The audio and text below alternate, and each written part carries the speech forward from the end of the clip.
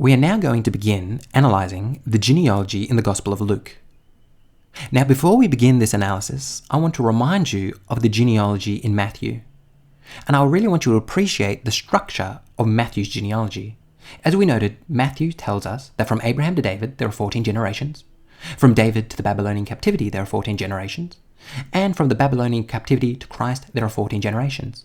So Matthew's genealogy is beautiful in its symmetry, in its structure, in its numerical significance.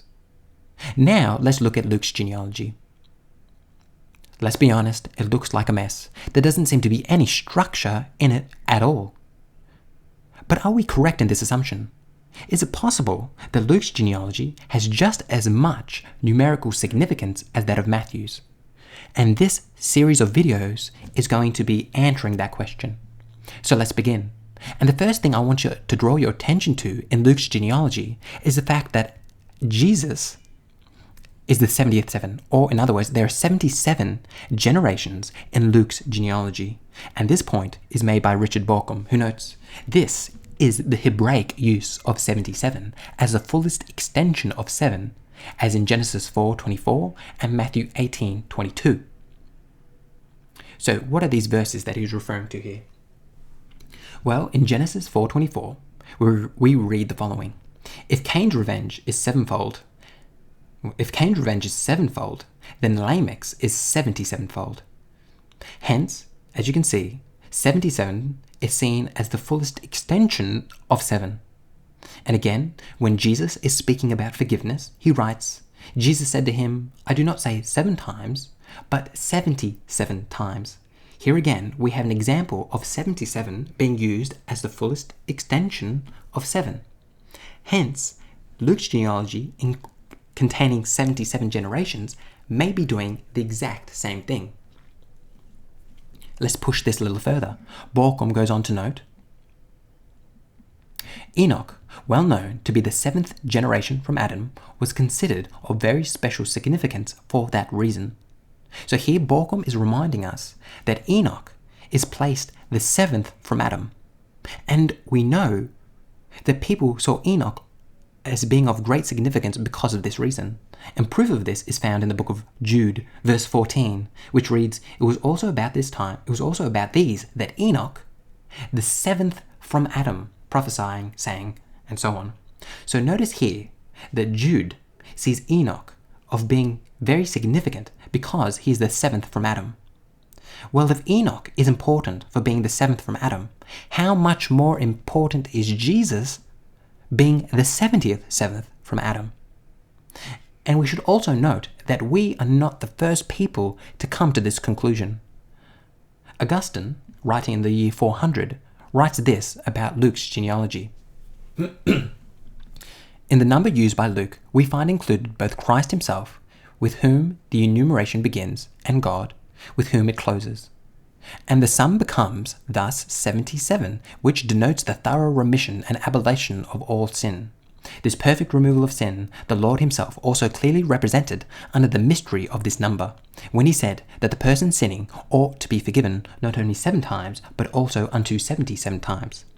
So again, we are not the first people to realize this importance of 77, which is important to know. But this also reminds us of something. Look here of how Luke has divided his genealogy. All I've done here is divided it into groups of 7.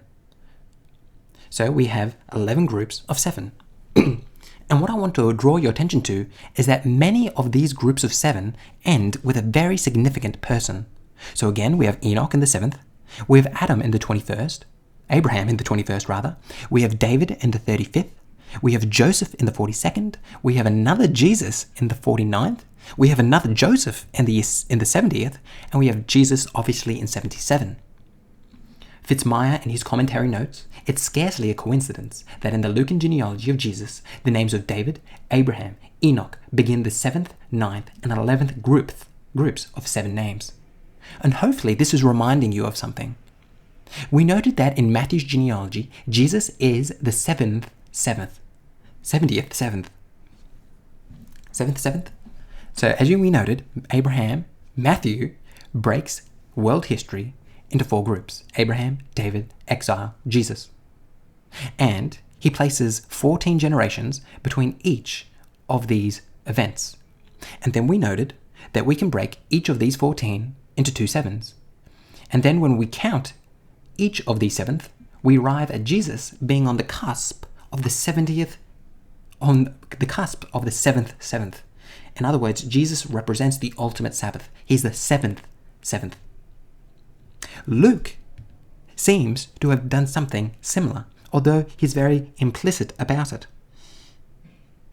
For each multiple of 7 generation seems to be important.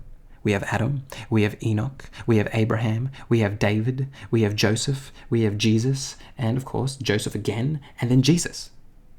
And each one of these names is separated by 7. And when we count all these sevens, we arrive at Jesus being the 70th seventh. So as you can see, Luke seems to have done something very similar to what Matthew has done. But Luke has done it to the fullest extension. Jesus is the 70th seventh. This is all very interesting. But let's push on it a little bit more. So this is just an interesting observation that Balcom notes. He writes, however, we should also note that the Lucan genealogy has the name Jesus not only in the 70th seventh place, but also in the 49th place, the Jubilee position, where the only namesake of Jesus among his ancestors appears. So what's Balcom saying here? Well, obviously we have Jesus in the 70th seventh position. But the only other time the name Jesus is used in the genealogy is in the 49th position, which of course is 7 times 7, which Balcom notes is the Jubilee position.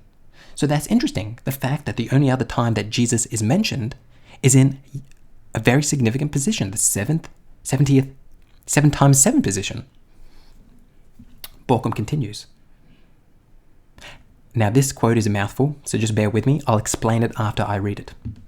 Moreover, at the end of each week preceding those in which the name Jesus is 7th, stands the name Joseph, thus paralleling the scheme of weeks of positions of Joseph as a father of Jesus, the 76th generation, immediately before Jesus at the end of the list. That is a mouthful, and it's really hard to understand what Balcom is saying here unless you have a diagram like this. So hopefully this will become quite straightforward what he's saying. So he's noticing that you have 2 Jesuses. Good.